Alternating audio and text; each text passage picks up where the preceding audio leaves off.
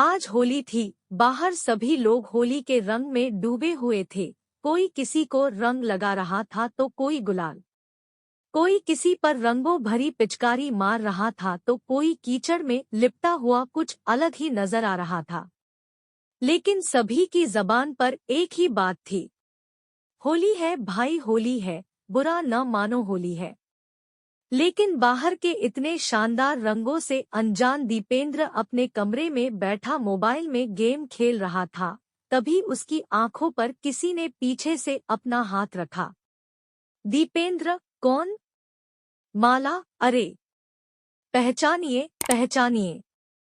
दीपेंद्र, माला। माला भाभी। माला, अरे वाह देवर जी, आप तो तुरंत पहचान गए। माला ने अपना हाथ दीपेंद्र की आंखों से हटाया और जैसे ही उसने अपना माथा हटाया तो उसने देखा कि उसके सामने ना सिर्फ माला भाभी ही नहीं बल्कि दिव्या और रंजना भाभी भी है। दिव्या और रंजना भाभी के हाथों में ढेर सारा रंग था। दीपेंद्र कुछ समझ पाता उसके पहले ही उन लोगों ने उसके चेहरे पर रंग लगाना शुरू कर दिया। तीनों भाभियां, होली है, होली।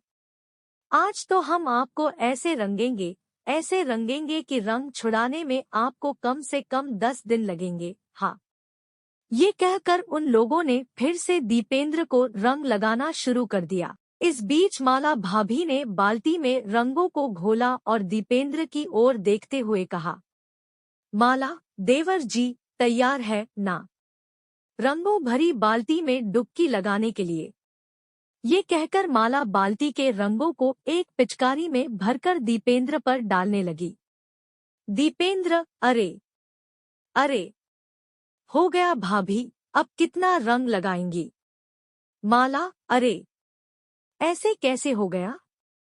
भाभी और देवर की होली भी भला इतनी जल्दी खत्म होती है क्या? ये कहकर उन तीनों ने दीपेंद्र को पकड़ा और उसे बाहर ले जाने लगी। दीपेंद्र, अरे कहाँ ले जा रही है मुझे आप लोग? दिव्या, आप भी ना सवाल बहुत पूछते हैं, चलिए ना जहाँ ले जा रहे हैं। उसके बाद तीनों भाभी दीपेंद्र को एक रंग के भरे टब के पास ले गई। दीपेंद्र ने जब रंगों से लबालब भरे उस टब को देखा तो बोल पड़ा, दीपेंद्र, ओ तेरी, अभी और भी रंग बाकी है। दीपेंद्र की बात अभी खत्म भी नहीं हुई थी कि दिव्या भाभी ने उसे जोर का धक्का मारा और वो उस टब में जा गिरा। उसके बाद सारी भाभियां जोर जोर से खिलखिलाकर हंसने लगी और उससे कहने लगी, रंजना, क्यों देवर जी, आ रहा है भाभियों के साथ होली खेलने का मजा? दीपेंद्र, आ तो रहा है लेकिन ऐसा लग रहा है कि होली एक तरफा हो रही है।